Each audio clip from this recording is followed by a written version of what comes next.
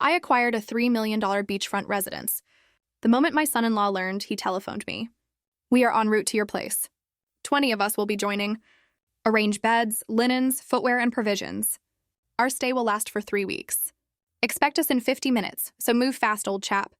I grinned and devised a strategy. What happens when a lifetime of love, etched into every beam of a dream home, is brutally disrespected by pure, unadulterated entitlement? For 2 years, I poured my soul into building my late wife Carol's sanctuary by the ocean, only for my son-in-law to declare war on that sacred memory the moment I moved in. He thought he was claiming a free resort, but he had no idea he was about to face a 72-year-old engineer who designs his own battlefields. The phone rang just as the afternoon sun began to paint my new living room in a warm, golden glow. I was sitting there, in Carol's favorite leather armchair, watching the waves kiss the shore, a piece I'd worked so hard to build. And then I saw Damien's name on the caller ID. An old, familiar weariness, a deep sigh in my soul just settled over me. I answered, putting him on speaker. It's a habit, keeps my hands free. Listen up, old man, and listen good. His voice boomed, completely devoid of any greeting, just a demand. We're on our way. There'll be about 20 of us. Get the beds ready, towels, slippers, and food. We're staying for 3 weeks. I just sat there, knuckles white, gripping the armrests. Each word was a hammer blow, shattering the quiet sanctuary of my home. 20 people. 3 weeks. It wasn't a visit. It was an invasion. He wasn't even finished. His tone was impatient, condescending, like I was some slow-witted employee. We'll be there in 50 minutes, so hurry up, old man.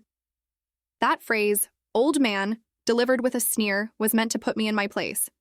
I looked around that room, and honestly, it felt like Carol was right there beside me. My eyes fell on the grand piano in the corner, her sheet music still resting untouched. I saw the spot by the large glass doors where we used to dance on summer evenings, the oil painting of the stormy sea she adored. Every single object in this house, every single one was a chapter of our story. And Damien, the man who had married my daughter, Olivia, was about to storm in with his noisy, disrespectful friends and turn this sacred space into a frat house. The anger I expected, it never came. Instead, a chilling, almost surgical clarity washed over me. It was the same feeling I used to get on a construction site, when I spotted a critical flaw in the structural plans.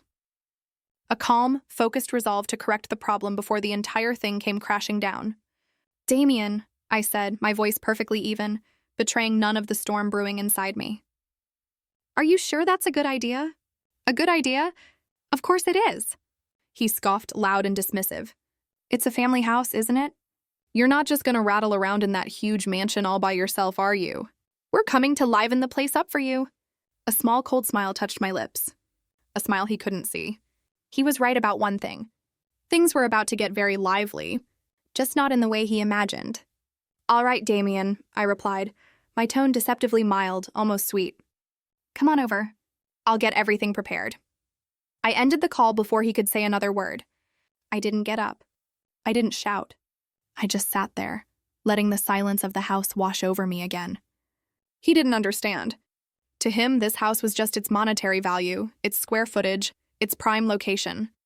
He didn't see the hours I'd spent with the architect, making sure the master bedroom window perfectly framed the sunrise, just as Carol had always wanted. He didn't see the garden where I had planted her favorite white roses and lavender, now blooming in her memory.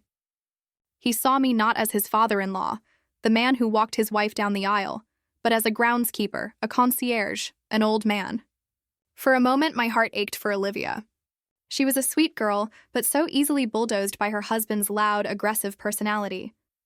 I knew she'd be swept along, too timid to stand up to him, too afraid to defend her own father. But my love for her couldn't excuse this level of disrespect. Carol had taught me that love without boundaries isn't love at all. It's permission to be mistreated. And Damien had just stepped over a boundary etched in stone. My mind, trained for a lifetime to see stress points and load-bearing walls, began to construct a blueprint. It was a plan for a lesson in respect, built on the foundation of his own arrogance. I finally stood up, the stiffness in my joints replaced by a surge of cold purpose. I walked over to my desk, a solid oak piece where I'd drafted countless designs. I didn't call Olivia to plead. I didn't call my lawyer to complain. Not yet, anyway. I pulled up my contact list and dialed a number saved under Leo Management. The phone was answered on the first ring. Leo Management, how can I help you, Mr. Miller? The voice was crisp, efficient. Hello, Leo, I said, my voice steady and clear. I have a unique rental opportunity for you. High-end clientele. It requires absolute privacy. Short-term contract, 3 weeks, starting tomorrow morning. There was a brief, surprised pause on the other end. Tomorrow morning, Mr. Miller? That's quite sudden, but certainly manageable. However, my records show you were expecting family to visit. Leo is good. That's why I paid his company their substantial fee. Discreet, thorough, always informed. There's been a change of plans, I stated simply. And these new clients have very strict requirements. They need a quiet, secure environment. I want professional security arranged for the property around the clock. And no one, absolutely no one who is not on the rental contract, is to be allowed on the premises. That includes my relatives. Can you guarantee that? Absolutely, sir. We can have a bonded security team in place by sunup. Any rules stipulated in the contract will be enforced to the letter. Excellent, I said. I'll be sending over the renter's information and some additional clauses for the contract within the hour. I want everything signed, sealed, and legally binding before 8 a.m. tomorrow. Consider it done, Mr. Miller. We'll handle everything. I hung up the phone. The first move had been made. This wasn't a rash decision born of anger. This was the activation of a contingency plan, a break glass in case of emergency protocol I had designed with my lawyer months ago. A legal fortress I had built to protect Carol's legacy from the entitlement I saw growing in Damien's eyes. I sat down at my computer and began to compose the email to Leo. There was no feeling of triumph, no petty glee. There was only a profound sense of calm. The calm of an engineer who has double-checked his calculations and knows with absolute certainty that his structure will withstand the coming storm. Damien thought he was heading to a party. In reality, he was walking into a meticulously designed lesson. And class was about to begin. With the call to Leo finished, a 50-minute clock started ticking in my head. Damien was a storm on the horizon, fast approaching, and I had to batten down the hatches. I didn't rush. An engineer knows that haste leads to structural failure. Instead, I moved with a calm, deliberate economy of motion, a man with a blueprint and a deadline. My first stop was the living room mantelpiece, the very heart of our home. Lined with silver frames, it told the story of our lives. I picked up the first one, a black and white photo from our wedding day. Carol was laughing, her head thrown back, a joy so pure it seemed to radiate from the faded image. For a fraction of a second, I could almost hear that laugh echoing in the silent room. I remembered her whispering to me at the altar, "You're stuck with me now, Robert Miller." I smiled faintly. "Best predicament I've ever been in," I'd whispered back. The memory was warm, but my hands were cold and methodical. I took a roll of bubble wrap and a packing box from the hall closet. Each photo, each memory was carefully wrapped and placed inside. Our honeymoon in Italy, Olivia's first steps on this very floor. The last Christmas we had all been together before Carol got sick. Each frame contained a universe of love and history.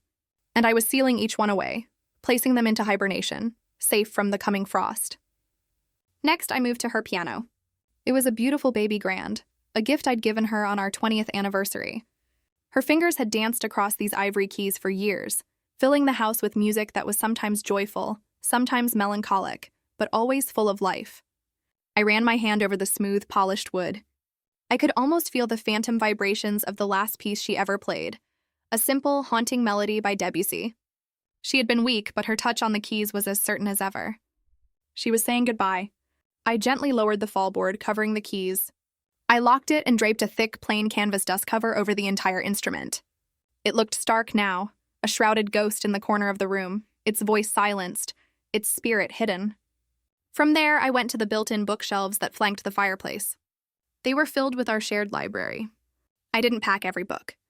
That would be impractical, unnecessary. My mission wasn't to empty the house. It was to remove its soul. I scanned the shelves, my eyes finding the worn spines of our favorites. I pulled out a collection of Robert Frost poems. Tucked inside the front cover was a note, written in Carol's elegant script. "My dearest Robert, thank you for taking the road less traveled by. It has made all the difference. All my love." I closed the book. The ache in my chest, a familiar friend. I packed that book. And a dozen others like it. The ones with inscriptions, the ones we read aloud to each other on rainy nights. In their place, I left behind the generic hardcovers, the ones people buy for decoration. The shelves still looked full, but now they were just furniture. With 3 boxes now filled with the most potent pieces of our life, I carried them one by one down to the basement. At the far end of the finished space, behind a plain wooden door, was my sanctum sanctorum. I punched a 7-digit code into a keypad, and a series of heavy deadbolts retracted with a satisfying clunk. I pulled open the heavy insulated steel door. This was my vault. I'd designed and built it myself when we first constructed the house. I remembered the conversation with Carol vividly. We were standing on the empty plot of land, the ocean breeze whipping her hair across her face. "It's beautiful, Robert, but it's so close to the water," she'd said, a flicker of worry in her eyes.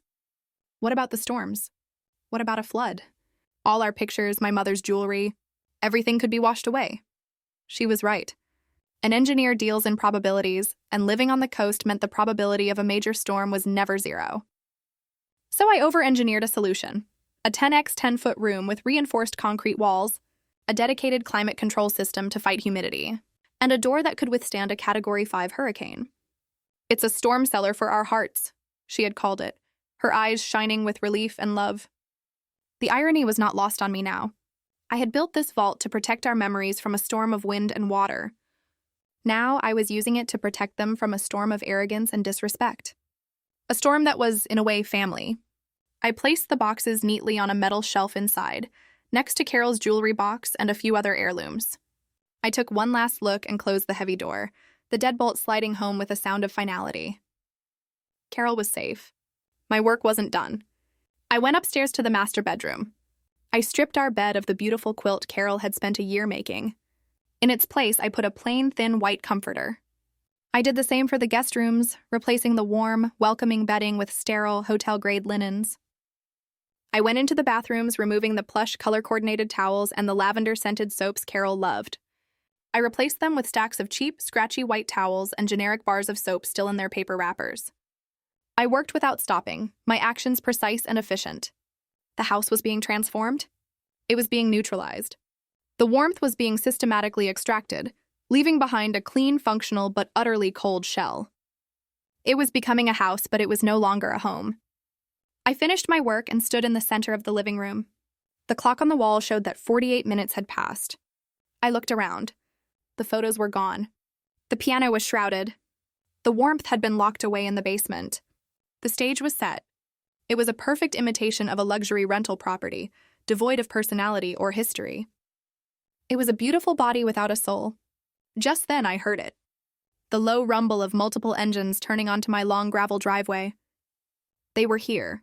The storm had arrived, and I, the engineer, stood calmly in the quiet eye of my own creation, perfectly prepared. My work inside the house was far from over. Before Damien's arrival, there was one more critical piece of the plan to confirm. At precisely 3:00, a sleek, dark sedan pulled into my driveway. A woman with sharp, intelligent eyes and a no-nonsense demeanor stepped out. This was Evelyn Reed, my lawyer for the past 15 years. I had called her right after my conversation with Leo. She didn't come to my house to offer condolences or talk about the weather. She came here to review the final details of a war I was about to wage. I led her into my study, where a thick binder of documents was already laid out on my polished oak desk. She gave me a knowing look, a mixture of professional sympathy and steely resolve. "Robert," she began, her voice calm and measured, "are you certain you want to proceed with this? Once we set this in motion, there's no turning back." I met her gaze without flinching. "He called me Old Man Evelyn, and he's bringing an army to desecrate my wife's home. There is nothing left to consider." Evelyn nodded, her expression shifting from concern to pure business. She sat down opposite me and opened the binder. "Very well," she said. "Let's review the structure one last time, just to ensure there are no vulnerabilities." She pointed to the first page, the title of which read, "The Carol Miller Family Trust." "As we established 2 years ago," she began, her voice taking on the precise cadence of a legal expert, "this $3 million property is not owned by you, Robert Miller, the individual. It is owned by this trust. You are the sole trustee. This is the most important legal fact in our arsenal." I nodded. It had been my idea, a way to protect the house from unforeseen liabilities. But Evelyn had been the one to craft it into an ironclad fortress. "As the trustee," she continued, "you have what is called a fiduciary duty. Your legal obligation is to act in the best interest of the trust's assets. That means protecting their value and, where appropriate, making them profitable. Hosting a 3-week, non-paying party for 30 people who are likely to cause damage is a clear violation of that fiduciary duty. You would be, in legal terms, mismanaging the trust's primary asset. She paused, letting the weight of her words sink in. Conversely, she added, renting the property to a vetted, high-paying client for $120,000 is a perfect example of fulfilling your fiduciary duty. Any court in the country would see this as a responsible, prudent decision by a trustee. The legal justification was perfect. I wasn't just kicking my son-in-law out. I was fulfilling my legal obligation. It was impersonal, professional, and unassailable. I turned a page in the binder. "And the clause about occupancy rights?" I asked, though I already knew the answer. I just needed to hear it again, to feel the solid ground of my plan beneath my feet. Evelyn's lips curved into a faint, satisfied smile. "Ah, yes, the masterstroke." She tapped a paragraph highlighted in yellow. "This clause grants the beneficiaries, in this case your daughter, Olivia, certain rights, including the right to use and occupy the residence, subject to your approval as trustee." My finger traced the words. "And you were concerned that Damien's lawyer, should he ever hire a competent one, might argue that this clause gives them a right to be here even without a rental agreement?" "Exactly," she confirmed. "So, let's talk about the supplementary agreement." Evelyn reached into her leather briefcase and produced a separate, much thinner folder. She opened it to reveal a single document. "This," she said, her voice dropping slightly, "is the document Olivia signed 2 years ago. The Gifted Funds and Asset Protection Agreement." I stared at it. I remembered that day perfectly. Olivia and Damien had been so excited. I had just given them a cashier's check for $250,000 for the down payment on their first house. They were so grateful, so full of promises about how they would take care of me in my old age. As part of the transaction, and as a condition of my co-signing their mortgage, Evelyn had drafted this standard agreement. It seemed like a simple formality. "The agreement states," Evelyn read aloud, "that in consideration for the significant financial gift and the liability taken on by the co-signer, the beneficiary, Olivia Miller, voluntarily waives any and all future claims to use and occupancy rights of the co-signer's primary residence." She looked up. "It's designed to prevent exactly this situation, a child taking a parent's money and then also claiming a right to their home as if it were a common family asset." It was a legal checkmate. Damien and Olivia had been so blinded by the $250,000 check that they had signed away their rights without a second thought. They had sold their key to this house for the key to their own. They just didn't know it. I leaned back in my chair, a wave of sadness washing over me for a moment. "Carol would be heartbroken," I said quietly. "She never wanted to see the family divided like this." Evelyn's expression softened. "Carol was a wonderful woman, Robert, but she was not a fool. She knew Damien's character. She would not want to see her legacy of love and peace be twisted into a license for disrespect. She would want you to protect this home, to protect your peace. This isn't about dividing the family. It's about teaching one member of it that actions have consequences." She was right. This wasn't an act of aggression. It was an act of preservation. I was defending the border of my life, a border Carol and I had built together. Evelyn closed the folders. "I have certified copies of everything. The trust documents, the signed waiver, and a draft of the cease and desist letter. I will be on standby. Just give me the word and I will be here within 30 minutes." I stood up and shook her hand. "Thank you, Evelyn. For everything."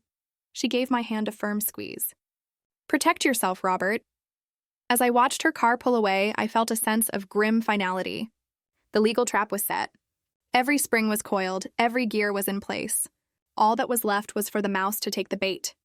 Just as I was about to put my phone away, it buzzed in my hand. It was Olivia, my daughter. My heart gave a small, painful lurch. A part of me, the father in me, had been hoping she would call, that she would have the strength and the decency to apologize for her husband's behavior.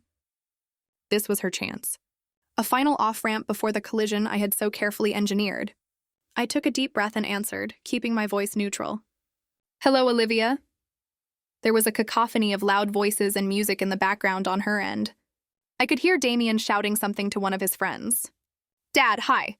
Her voice was strained, artificially bright. "We're almost there. Can you believe it?" The traffic was crazy, but we're just about 10 minutes out. Isn't this exciting? Exciting was not the word I would have chosen. Invasive, presumptuous, disrespectful. All of those came to mind. I'm aware of your estimated time of arrival, Olivia, I said calmly. There was a brief, awkward silence on her end. Oh, okay. Well, I just wanted to, call ahead. She was fumbling for words, and I knew why. She felt guilty. Good. Guilt was the seed of conscience. The question was whether she would allow it to grow. Listen, Dad, she continued, her voice dropping to a near whisper, as if she didn't want Damien to overhear. I'm sorry about Damien. He gets a little over the top when he's excited. He's just really looking forward to this trip, to showing his friends the new house. She was making excuses for him, as she always did, smoothing things over, avoiding conflict, pretending his arrogance was just boyish enthusiasm. I remembered when she was 12 years old. A boy in her class had been bullying a smaller kid, and Olivia, all of 4'10", had stepped right in between them and told the bully to back off. She had a spine back then. I wondered what had happened to it. I suspected it had been slowly eroded away by years of placating a man like Damien. It's not about excitement, Olivia, I said, my voice soft but firm. It's about respect. This is my home. It is your mother's home. I let the words hang in the air. I had given her an opening, a chance to agree to say, I know Dad and I'll talk to him. It was a lifeline I was extending across a growing chasm. She didn't take it. Instead, I heard her sigh, a sound of pure exasperation, as if I were the one being difficult. Dad, please don't start. Can we just have a nice vacation? It's only for a few weeks. It's not a big deal. We just want to spend some time with you in the new house. The lie was so blatant, so transparent, it was almost insulting. They didn't want to spend time with me. They wanted to use my house as a backdrop for their party. They wanted the status that came with it. I was just the inconvenient innkeeper they had to tolerate for the free lodging. Olivia, I said, and this time my voice had a touch of steel in it. This house has rules. They are my rules. They are rules of respect for the memory of your mother. Do you and Damien understand that?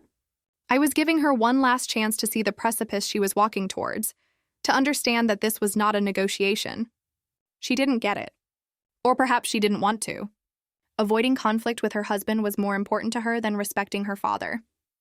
Oh my God, Dad, fine. Rules, whatever. We'll be on our best behavior, okay? Gosh, I have to go. Damien is calling me. We're pulling up now. See you in a minute. And with that, she hung up. She didn't say, I love you.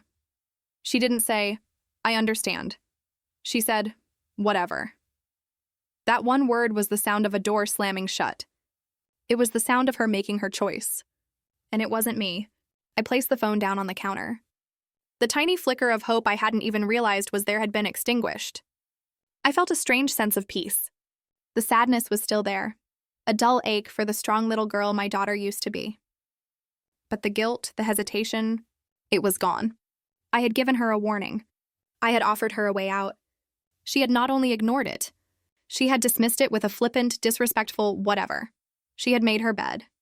Now all that was left was for her and her husband to lie in it. And I, the old man, the engineer, had designed that bed with meticulous, unforgiving precision.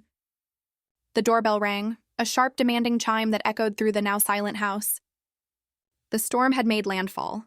I stood in the foyer as the doorbell chimed again. This time, a long, impatient press. Before I could even move, the front door swung open with a force that made it bang against the interior wall, leaving a small, crescent-shaped dent in the plaster. And there stood Damien, silhouetted against the bright afternoon sun. He wasn't holding a suitcase. He was holding a large red cooler. He grinned a wide, predatory smile that didn't reach his eyes. All right, old man, the party's here, he boomed, his voice echoing in the high-ceilinged space. He strode in without wiping his feet, clapping me hard on the shoulder as he passed, a gesture that was less friendly and more of a claim of ownership. Hope you're ready for us. Where's the best place to set up the bar? Behind him, a tidal wave of bodies began to pour into my home. It wasn't 20 people. My quick practiced engineer's eye did a rough head count. It was closer to 30.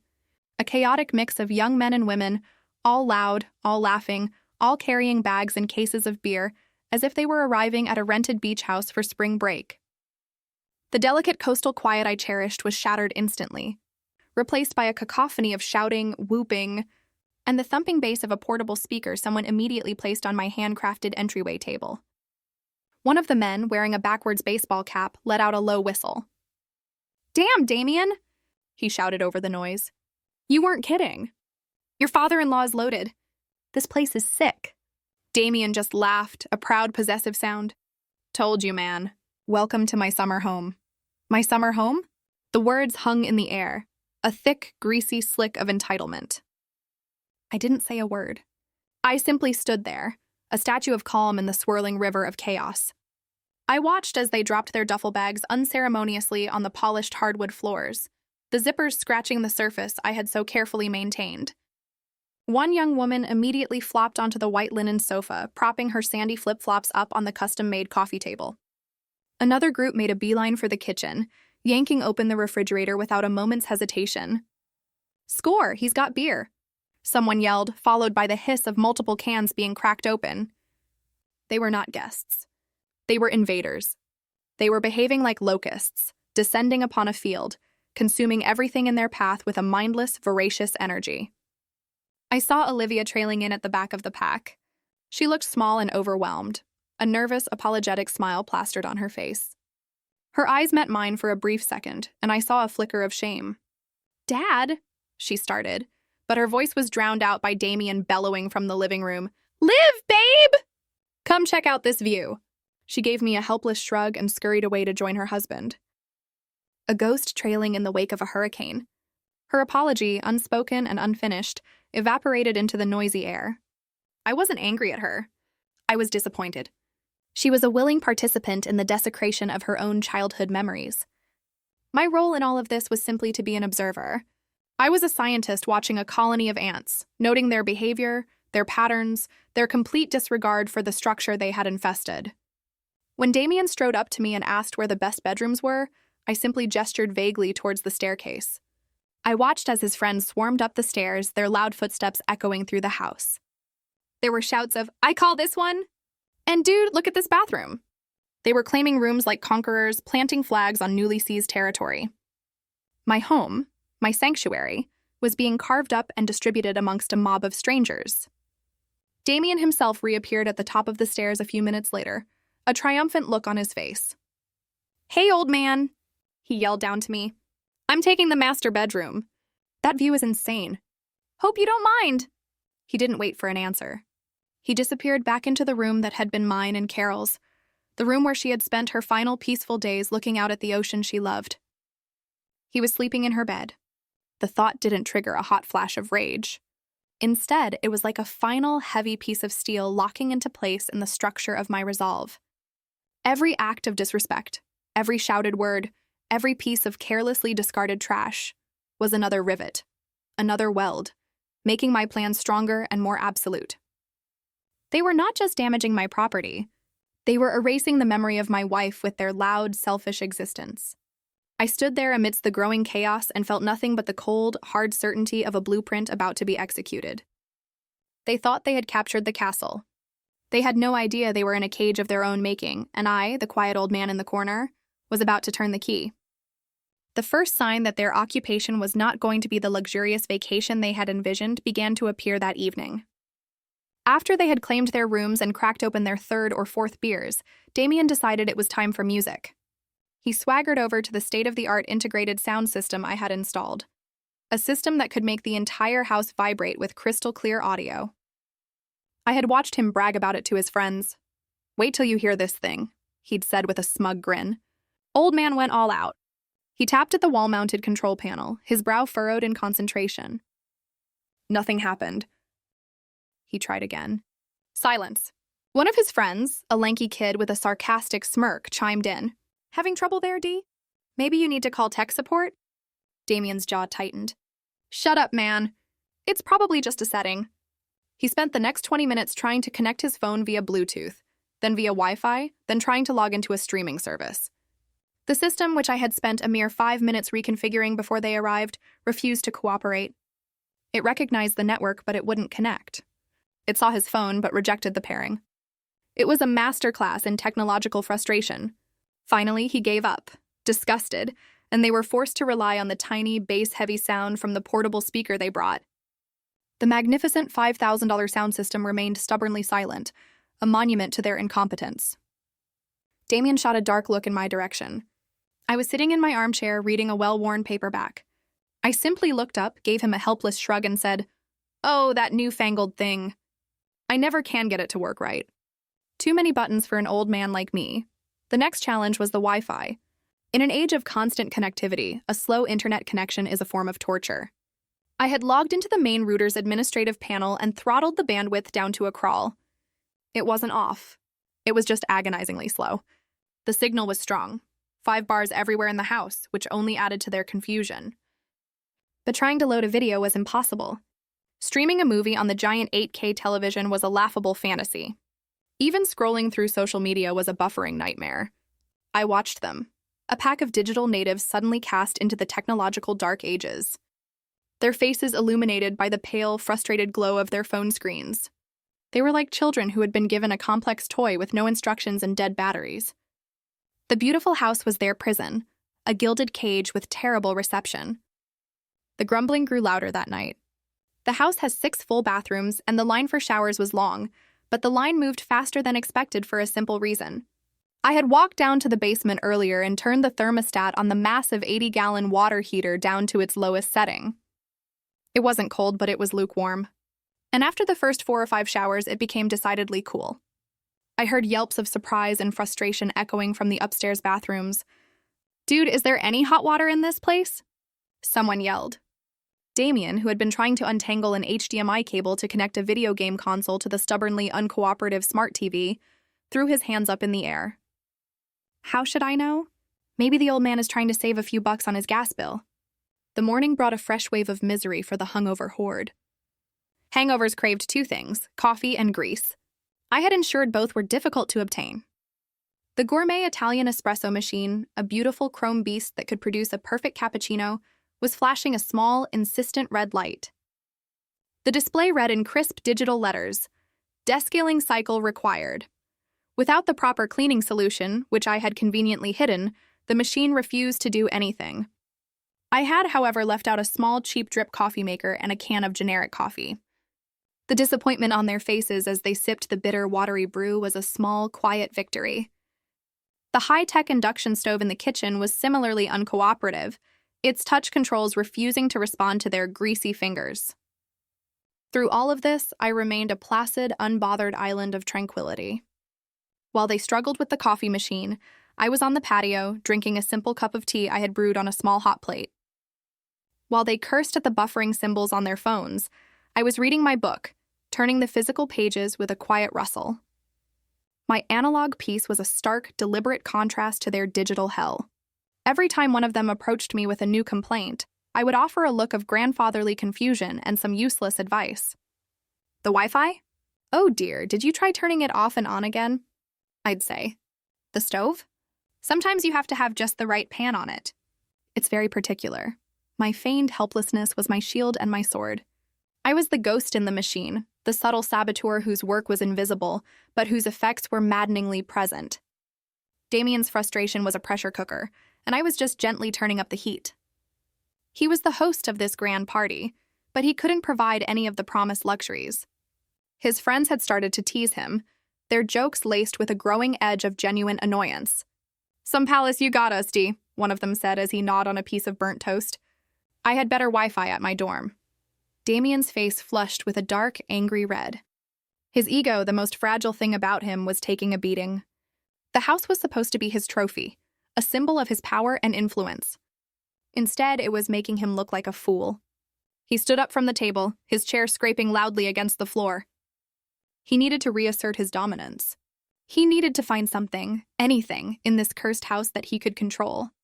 And as he began to storm through the living room, his angry eyes scanning for a new target, I knew that the final, critical mistake was not far away. The breaking point didn't come with a roar, but with a crack. By late morning, the house was filled with a restless, irritable energy. Boredom and cheap beer had become a toxic combination. A few of Damien's friends, including the sarcastic one with the baseball cap, had started tossing a foam football back and forth in the living room, their lazy passes getting more and more reckless. Olivia had weakly protested, "Guys, maybe not in here." But she was ignored, her voice a feather in a hurricane. I was standing by the large window overlooking the ocean, pretending to watch the gulls, but in reality, I was observing everything in the reflection on the glass. The football sailed in a high arc, the thrower overshooting his target. The other man lunged for it, missed, and the ball bounced off his fingertips, careening directly toward the fireplace mantel. Everything seemed to happen in slow motion. The foam ball, soft as it was, had just enough mass to clip the edge of the small ceramic statue I kept in the center of the mantelpiece. It wasn't a valuable antique. It held no monetary worth whatsoever, but it was the most priceless object in the entire house. It teetered there for a single agonizing second, a tiny lopsided bird poised for a flight it could not survive. And then it fell. The sound of it shattering on the stone hearth was not loud, but it was sharp. A definitive crack that sliced through the noise of the house and plunged the room into a sudden, shocked silence. The laughter died in their throats. All eyes were on the colorful shards scattered across the hearth. The young man who had thrown the ball looked pale, his mouth hanging open in a stupid, silent "oh." He knew on some primitive level that he had broken something more than a simple decoration. In that moment, a pain so profound, so sharp, pierced through my engineered calm. That statue, it was the first and only piece of pottery my Carol had ever made.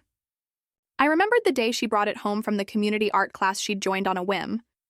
Her hands were covered in dried clay, her face smudged, but her eyes were shining with the pure, unadulterated pride of a child.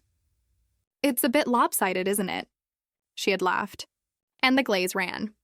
"But I made it, Robert, with my own 2 hands. It was beautifully imperfect. A physical manifestation of her spirit, of her willingness to try something new late in life. It was a piece of her joy I could hold in my hands. As I turned from the window, the silence in the room stretched thick and heavy with guilt. Everyone looked at me, then at Damien, their self-appointed leader, waiting for him to fix this. This was his moment. A moment for a real man to step up, to take responsibility, to offer a sincere, heartfelt apology. A moment to show a flicker of human decency. Damien, of course, did none of those things. To do so would be to admit a loss of control in front of his friends.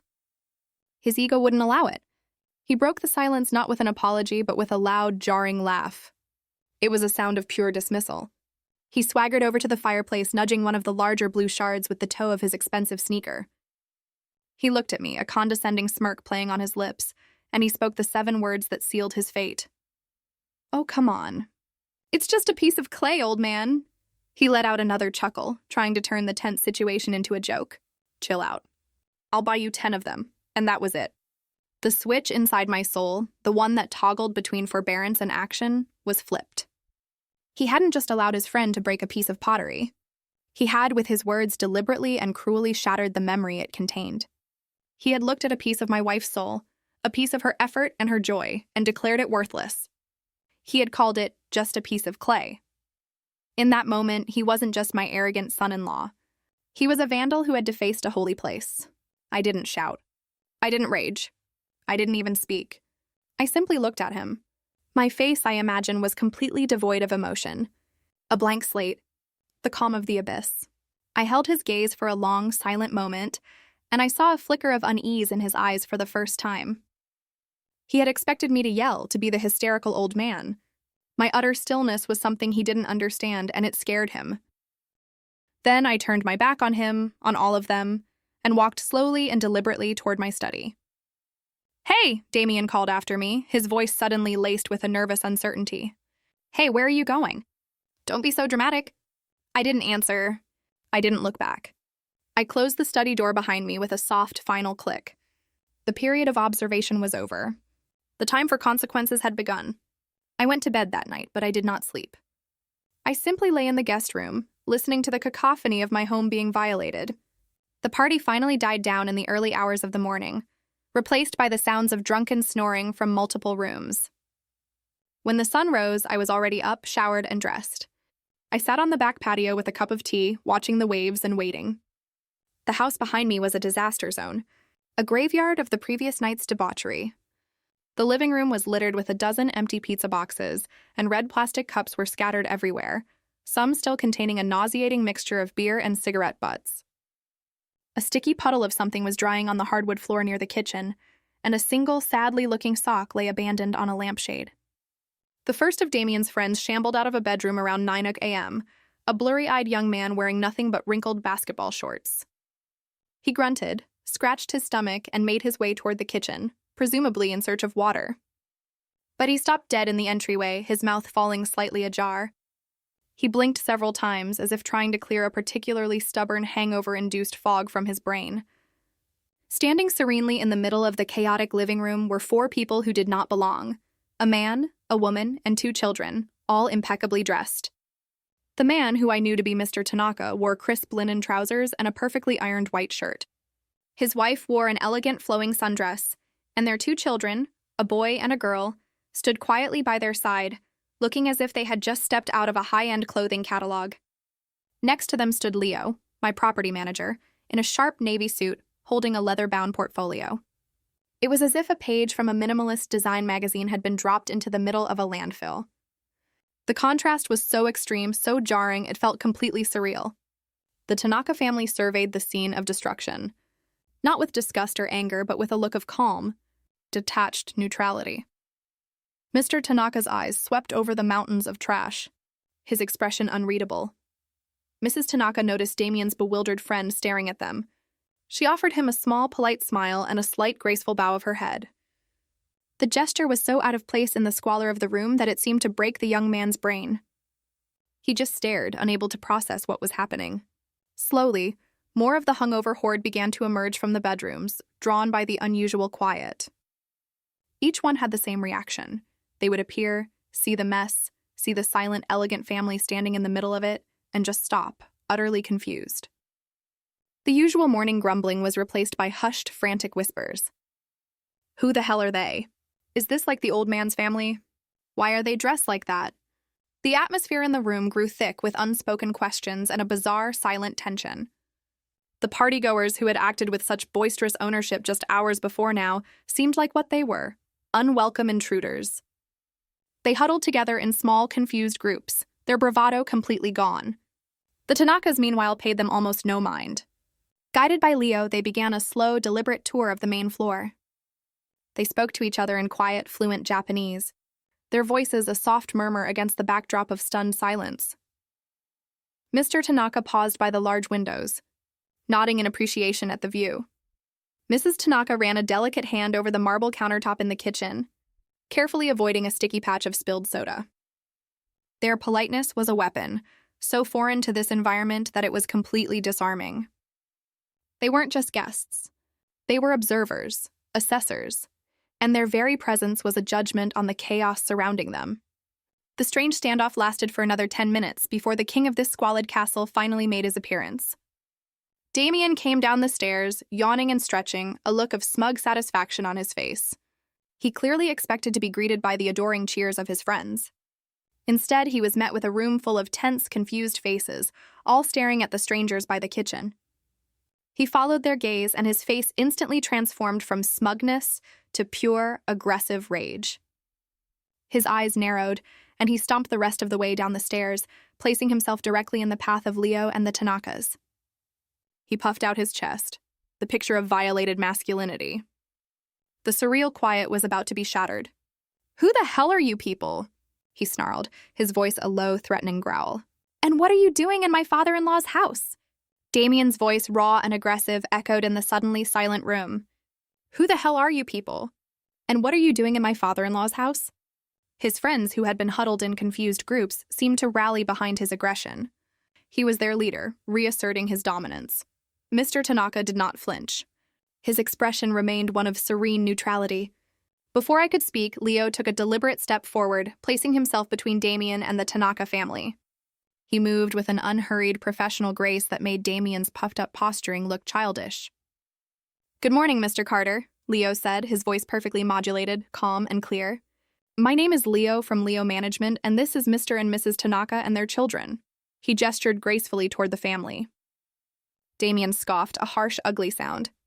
"I don't care who you are. I asked what you're doing here.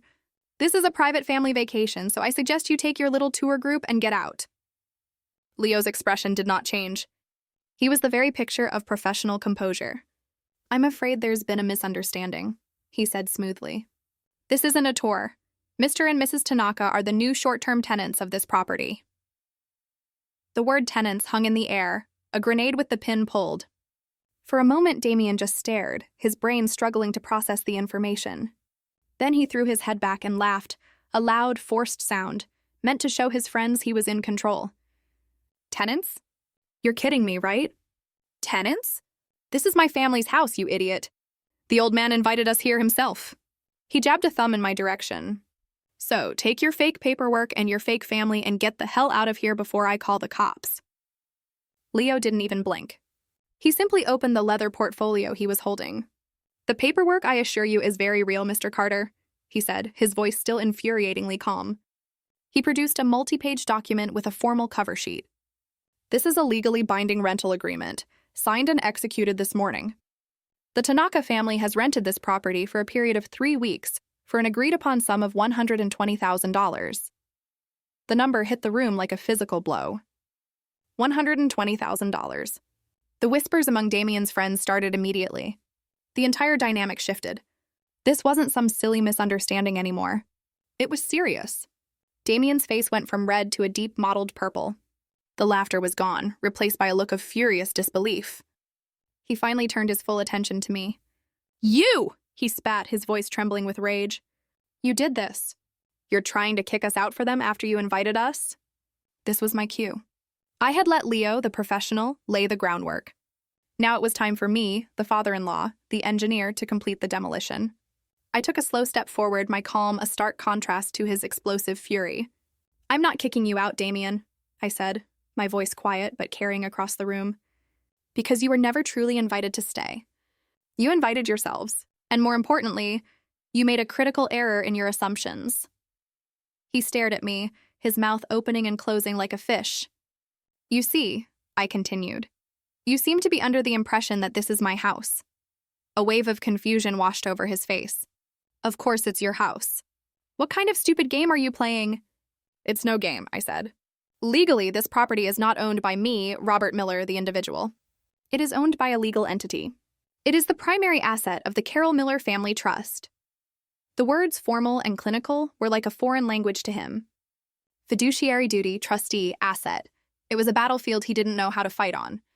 Your mother's trust, Olivia whispered from the side of the room, her face pale. Yes, I said, looking at my daughter for the first time. A trust I established in her name, to protect her legacy. And as the sole trustee, I have a fiduciary duty, a legal obligation to protect the assets of that trust, to manage them responsibly. I let my gaze drift over the trashed living room, the empty beer cans, the discarded pizza boxes. Hosting a 3-week party for 30 people free of charge, with the high potential for property damage, is not responsible management, Damien. It is, in fact, legally negligent. I then looked toward the composed figures of the Tanaka family. Leasing the property for $120,000, however, is a very prudent and responsible act of management. It is my duty. The ground had completely vanished from under Damien's feet. He was a bull who had charged, only to find himself in the middle of a deep, endless ocean. His usual tactics, bullying, shouting, physical intimidation, were useless against the cold. Hard logic of the law. He sputtered, searching for a handhold. This is insane. You can't do this. This is a family matter. He finally fell back on his last resort. He turned to his wife, his voice a desperate plea. Liv, for God's sake, do something. Tell your father he's gone crazy. He can't throw his own daughter out on the street. The power in the room didn't just shift. It shattered and reformed in an instant. Damien, the conquering hero, was now a sputtering, cornered child, pleading for his wife to fight a battle he had already lost. Everyone in the room, his friends, the Tanakas, Leo, all turned to look at my pale, trembling daughter. The choice was now hers. All eyes in the room fell upon my daughter. Olivia stood frozen, like a deer caught in the headlights, trapped between the furious demands of her husband and the quiet, unyielding presence of her father. Damien, desperate and cornered, saw her as his only remaining weapon. Liv, for God's sake. Do something! He yelled, his voice cracking. It's your house, too. Tell him he can't do this to us. Olivia looked at me, her eyes wide with a mixture of fear and a dawning, horrified understanding. Her mouth opened, but before she could utter a single word, a new voice, crisp and confident, cut through the tense air. Actually, she can't. The voice came from the front doorway. Standing there as if she had materialized out of thin air was Evelyn Reed. She was the picture of corporate power, dressed in a perfectly tailored gray suit, her leather briefcase held firmly in one hand. She exuded an aura of calm authority that instantly commanded the attention of everyone in the room. Her arrival was the final piece of my plan, the checkmate I had held in reserve. Leo gave her a subtle professional nod. He had clearly called her the moment things had begun to escalate, just as we had arranged. Evelyn walked into the living room, her heels clicking purposefully on the hardwood floor. She didn't look at the mess. She didn't look at Damien's friends. Her sharp, intelligent gaze was fixed solely on Damien and Olivia. "I apologize for the intrusion," she said, though her tone suggested she was not sorry at all. "My name is Evelyn Reed. I am the legal counsel for the Carroll Miller Family Trust." Damien stared at her, dumbfounded. "Another one? What is this, some kind of legal ambush?" Evelyn ignored him, turning her attention to Olivia. Her voice softened slightly, but it retained a core of unyielding steel. "Olivia," she said, "your husband seems to be under the impression that you have a legal right to be in this house. He is mistaken, and I believe you know why." Olivia's face, which was already pale, turned a ghostly white. She knew exactly what Evelyn was talking about. She started to shake her head, a small, desperate gesture of denial. "I believe this will refresh your memory," Evelyn continued, opening her briefcase and pulling out a slim document. She held it out. It was the Gifted Funds and Asset Protection Agreement. "You signed this document 2 years ago, Olivia. Do you remember?" Evelyn's voice was patient, like a teacher guiding a slow student to an inevitable conclusion. "It was on the day your father gave you and your husband a cashier's check for $250,000 to be used as a down payment on your lovely home in the city." She let the number hang in the air. $250,000. I saw some of Damien's friends exchange wide-eyed glances. The scale of my generosity and their subsequent greed was being laid bare for all to see. "This document," Evelyn went on, her voice becoming sharper, more clinical, "was a standard and very sensible condition of that financial gift. Your father not only gave you that substantial sum, but he also co-signed on your mortgage, taking on significant financial liability for your debt." She looked directly at Damien, now her eyes cold. "When a person of means does something like that, Mr. Carter, they take legal steps to protect their own assets from the potential financial irresponsibility of the people they are helping. It's called smart estate planning." She then turned back to Olivia. "The agreement you signed is very simple. In it, you acknowledged the receipt of the $250,000. And in consideration for that gift, you willingly, and with full legal understanding, waived any and all future claims to what is legally termed use and occupancy rights of your father's primary residence, which is the property owned by the trust." Evelyn paused for dramatic effect, then delivered the final devastating blow. "In layman's terms, Olivia, you sold your right to be here. You sold it for $250,000. It was a knockout blow, delivered with surgical precision. The room was utterly silent, save for the sound of the ocean waves outside. The truth, in all its brutal contractual glory, had been revealed. The plan wasn't a spontaneous act of revenge. It was a long-term, carefully constructed consequence. Damien and Olivia's own greed, their eagerness to take my money without reading the fine print, had been the ink that signed their own eviction notice. They had sold their birthright for a mess of pottage. Damien looked at Olivia, his face a mask of utter betrayal. "You signed this?" he whispered, his voice thick with disbelief. "You signed this without telling me?" Olivia just stood there, tears welling in her eyes, unable to speak. The foundation of their parasitic partnership had just crumbled into dust.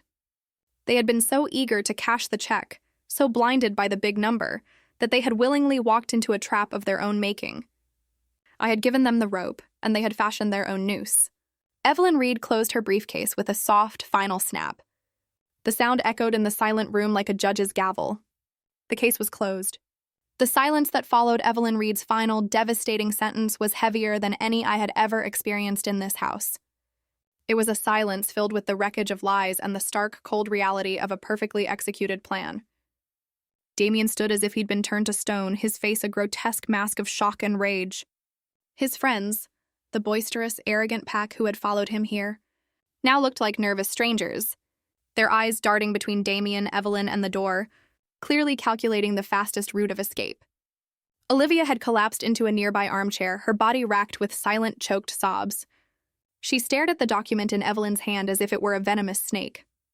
Just as Evelyn finished her sentence, as if on a silent, predetermined cue, two large men in simple dark suits stepped through the open front door. They were not police officers, and they weren't thuggish-looking bouncers. They moved with the quiet, imposing confidence of corporate security. The kind of men who protect executives and assets, not break up bar fights. Their presence was a calm, physical manifestation of the new reality. Leo, ever the professional, stepped forward. "Mr. Carter," he said, his voice leaving no room for argument, "this is our security detail. They are here to ensure a smooth and orderly transition for our new tenants. They will now escort you and your guests while you gather your belongings." This was the final indignity, the last and most humiliating blow. Damien, a man whose entire identity was built on bluster and dominance, was now to be supervised like a naughty schoolboy. He finally snapped out of his stupor, his face contorted in a last desperate burst of fury. "Escort me? You're not escorting me anywhere," he roared, taking a step toward Leo. But one of the security men moved with surprising speed, placing himself effortlessly between them. He didn't touch Damien. He didn't have to. He was a wall of calm, immovable muscle. "Sir," the guard said, his voice deep and completely devoid of emotion, "we need you to gather your things now. Please do not make this difficult." His politeness was more intimidating than any threat could ever have been. It communicated that Damien was no longer a factor to be negotiated with. He was simply a task to be completed. His rage was a fire hose directed at a granite wall. It had no effect. He looked around at his friends, his eyes pleading for backup, for someone to join his rebellion. He found no allies. They were already scurrying toward the rooms they had claimed, hastily grabbing their bags, their faces a mixture of fear and embarrassment. They avoided his gaze, their loyalty as shallow as their respect. They were rats, and the ship was not only sinking, it was already at the bottom of the ocean.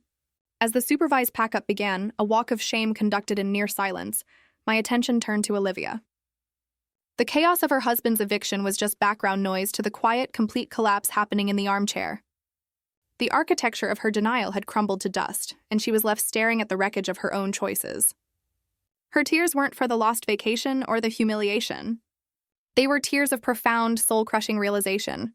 I could see it in her eyes as she looked from the signed waiver to her husband being calmly herded out of the house like livestock, and finally, to me. She was seeing the entire timeline in a flash. The $250,000 check she had so eagerly accepted.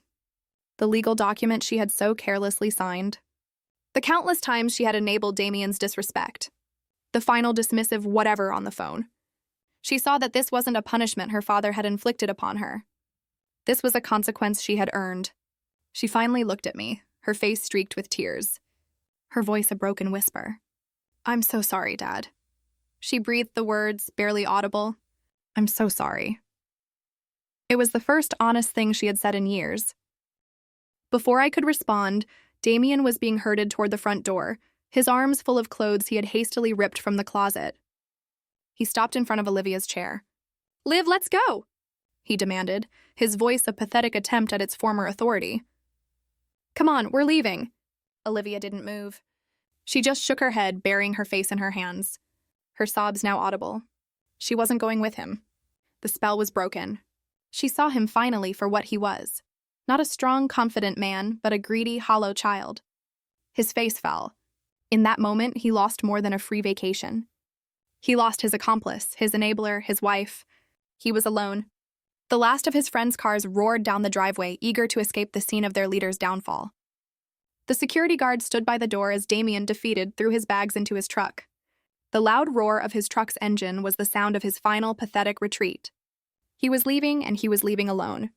After the roar of Damien's truck faded into the distance, a profound quiet settled over the house. It felt as if the building itself was breathing a sigh of relief. Olivia remained in the armchair, her sobs having subsided into a series of quiet, hiccuping breaths. The security men had discreetly vanished. Leo and Evelyn were speaking in low tones by the door, handling the final logistics. I walked over to the kitchen, poured a glass of water, and brought it to my daughter. She took it with a trembling hand, her eyes red and swollen, avoiding my gaze. "I'm so sorry, Dad," she whispered again, her voice raw. I didn't see..." I sat down in the chair opposite her, not to console her, but to finally speak the truth. This was never about the house, Olivia, I said, my voice gentle but firm. This house is just wood and glass and stone. This was about respect, for me, and for the memory of your mother. A memory your husband, and by extension you, treated like it was worthless. She flinched, but she didn't argue. She knew it was true. I love you, Olivia, I continued. You are my daughter. But love does not grant you a key to someone's soul. Respect is the price of entry. It is the rent you pay for the space you occupy in another person's life. Your husband paid nothing and expected to own everything. That is not how the world works. I stood up, leaving her with the choice. My door is always open to you, my daughter, I said, my voice softening. But you must be the one to walk through it alone. And you must bring with you the respect that you left behind. I then walked away, leaving her to sit with the weight of her future, a future she would now have to build for herself. Later that evening, the house was clean and quiet again. Leo's efficiency was remarkable. The wreckage of the party was gone, leaving no trace. I was on the back patio, the same spot where my ordeal had begun, watching the setting sun paint the sky in hues of orange and purple. The storm had passed. I felt a presence beside me and turned to see Mr. Tanaka, who had quietly joined me. We stood in a comfortable silence for a few moments, two men from different worlds watching the day end. It is a beautiful home, he said finally, his voice full of a quiet sincerity. Your wife. She must have been a woman of great spirit. I looked at the horizon, a small, genuine smile touching my lips for the first time that day. She was the best, I said. Everything I did today was to protect what she built here. Not the walls, but the feeling. Mr. Tanaka nodded, a look of deep understanding in his eyes. A house of wood and stone is a simple thing, he said wisely. But a home built from respect and memory, that is the true engineering. He was right. And as the last sliver of the sun disappeared below the ocean, I felt a profound sense of peace settle over me. The chaos was gone. The disrespect had been answered. My wife's legacy was safe. Order, built not with anger but with foresight and a father's fierce, quiet love, had finally been restored. For years, I believed that maintaining family peace required me to tolerate disrespect in silence. This ordeal taught me a powerful lesson. True peace is not the absence of conflict, but the presence of clear, unshakable boundaries. An engineer's greatest design isn't a structure of steel and concrete, but a life built on a foundation of self-respect. I didn't act out of vengeance, but from a quiet duty to protect the legacy my wife and I built together. And I learned that sometimes the most loving thing a father can do is to teach a difficult lesson in consequences. What do you think? Was I too harsh, or did Damien and Olivia get exactly what they deserved? Have you ever had to draw a hard line with family, even when it hurt? Tell me what you think in the comments below. I really want to hear your perspective.